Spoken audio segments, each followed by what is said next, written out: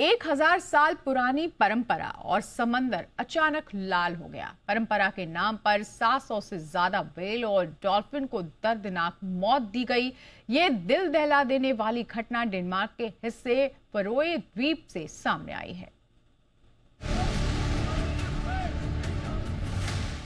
उत्तरी अटलांटिक महासागर में मौजूद फरो आइलैंड में जो हुआ वो दुनिया के लिए हैरान करने वाली घटना है।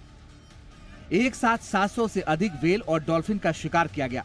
वहां मौजूद लोगों की माने तो जब इन्हें मारा जा रहा था, समंदर का पानी खून से लाल हो गया।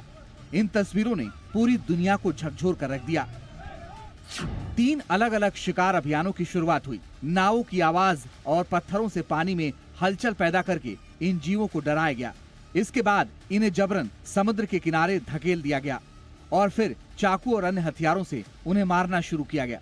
इस दौरान समुद्र का पानी पूरी तरह लाल हो गया। शिकारियों ने कुल 706 समुद्री जीवों को मार डाला। इनमें 402 पायलट व्हेल, 300 से अधिक साइडेड डॉल्फिन थी। बताया जा रहा है कि इस दौरान बड़ी संख्या में लोग तट पर मौजूद थे। कई बच्चे भी इस दृश्य को देख रहे थे। जानवरों के शव को बाद में एक जगह इकट्ठा किया गया और फिर स्थानीय समुदाय में बांटने के लिए काटा गया। दरअसल ये सब कुछ 1000 साल पुरानी परंपरा के नाम पर हुआ। ग्रिंडा ड्रॉप फरो आइलैंड की एक सदियों पुरानी पारंपरिक प्रथा है, जिसका मतलब होता है व्हेल का शिकार। दरअसल ये द्वीप समूह उत्तरी अटलांटिक महासागर में मौजूद है। यहाँ का मौसम बेहद ठंडा रहता है और जमीन खेती के लायक नहीं होती है। सदियों पहले यहाँ जीवित रहने के लिए लोग पूरी तरह समुद्री जीवों के मांस पर निर्भर थे।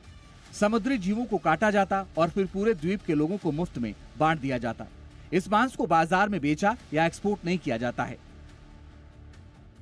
हालांकि सी शेफर्ड और अन्य पशु अधिकार संगठन ने इस परंपरा का विरोध किया है और इस घटना को क्रूर बताया है। उनका कहना है कि सिर्फ परंपरा नहीं बल्कि आधुनिक दौर में एक अनावश्यक और अमानवीय प्रथा है।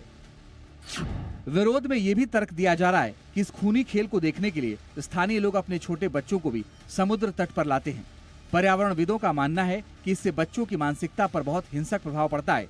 आलोचकों का कहना है कि सदियों पहले जब भोजन की कमी थी तब ये मजबूरी हो सकती थी, लेकिन आज जब फरो आइलैंड समृद्ध है और दुनिया भर से खाना वहां आसानी से पहुंच सकता है, तो परंपरा के नाम पर ऐसी क्रूरता की कोई जरूरत नहीं।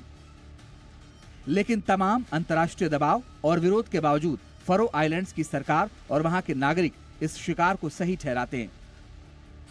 उनका कहना है कि उनकी सांस्कृतिक पहचान और इतिहास का हिस्सा है, जिसे बाहरी दुनिया को नहीं बदलना चाहिए।